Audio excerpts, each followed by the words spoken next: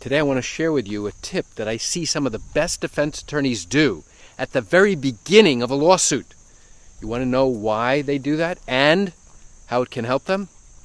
Come join me for a walk through the neighborhood as I share with you the answer to that question. And I also walk Daisy. Daisy, say hi. Hi, baby. Hi, I'm Gerry Oginski. I'm a New York medical malpractice and personal injury attorney. At the very beginning of a lawsuit, especially a medical malpractice case, we have to go ahead and file a set of papers called a summons and a complaint. And the only way we can actually do that is if we have confirmed with a medical expert that they have reviewed all the records, all of your records, who confirms that your doctor was careless and that that carelessness was a cause of your injury and that your injuries are significant and or permanent.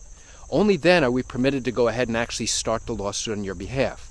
Now, after we go ahead and file the papers necessary to start your case, known as a summons and a complaint, we have to deliver those papers to the various doctors and hospital staff that you have sued.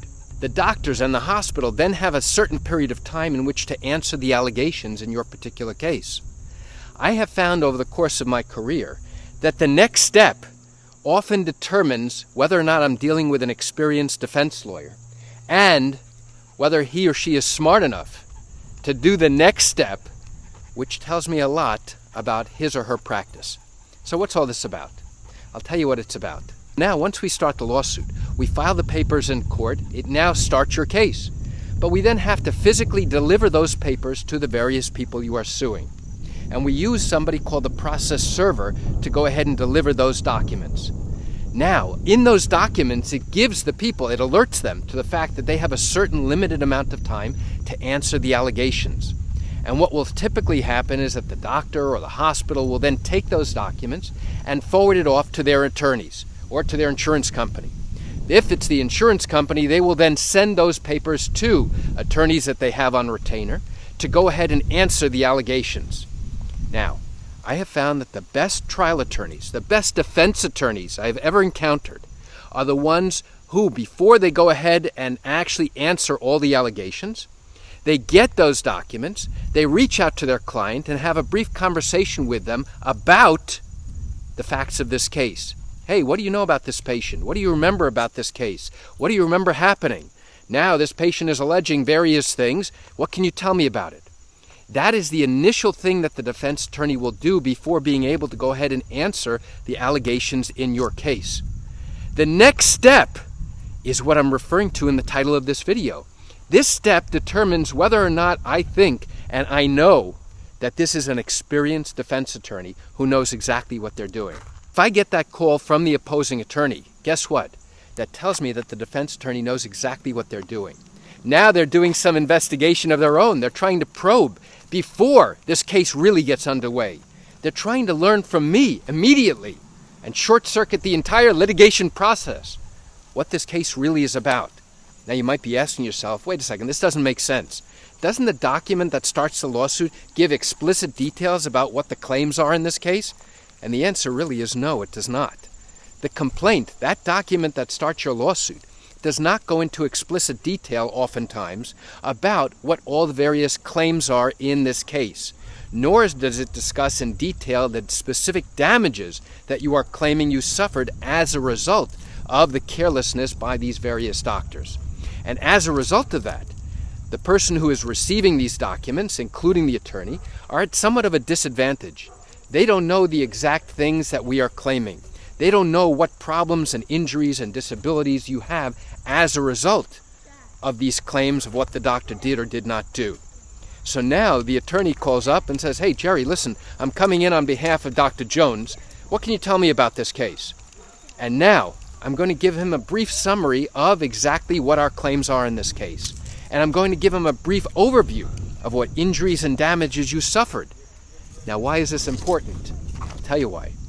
It establishes, number one, that this defense attorney knows and is savvy enough to know how important it is to build trust with me, the opponent in this case. It's important to get a feel firsthand before he actually starts to do any work on this case, whether or not the case may or may not have merit. It's important to recognize and to learn during this conversation whether or not we have had a medical expert review the records in this case. because I will often share with the defense attorney the fact that we've had one or more experts review this case who feels that there's been carelessness, who feels that there is a justified and meritorious case here. This gives the defense attorney an understanding that we've already done our homework, that we already have done what we are supposed to do. So it establishes trust, it establishes validity to your case, and now we can go from there. I find that the attorneys who don't reach out, who don't try and explore and learn this information early on, are at a significant disadvantage, because now they have to wait for what we call a bill of particulars to understand exactly what our claims are. So what's a bill of particulars? During the course of your lawsuit, after we have gone ahead and started the case, and after the defense attorney has now answered the allegations in your case, at some point after, we have to prepare this detailed document explaining exactly what our claims are and exactly what injuries you, the injured patient, the injured victim, suffered as a result of that carelessness. And that document lays out in detail every single claim and every single injury we are alleging in this case. Now, what's the big deal, you say? Okay, so they wait a few months for this document and they'll get the same information. Well, not really. Now the defense lawyer has lost an opportunity to gain trust with me, the opposing attorney. They've lost the opportunity to understand a little bit of a different viewpoint and lost the opportunity to explore whether or not we have had experts review the case, and lost an opportunity to get a real feel for what we think about this case. Because oftentimes, we may have an off-the-record conversation that turns out to be very important, where somebody says, listen, I'm not the target in this case, or your client is not the target in this case. And now what have they established? They established, okay, they're on a better footing. They're not the real target of opportunity here, but somebody else is. So why do I share this quick information with you?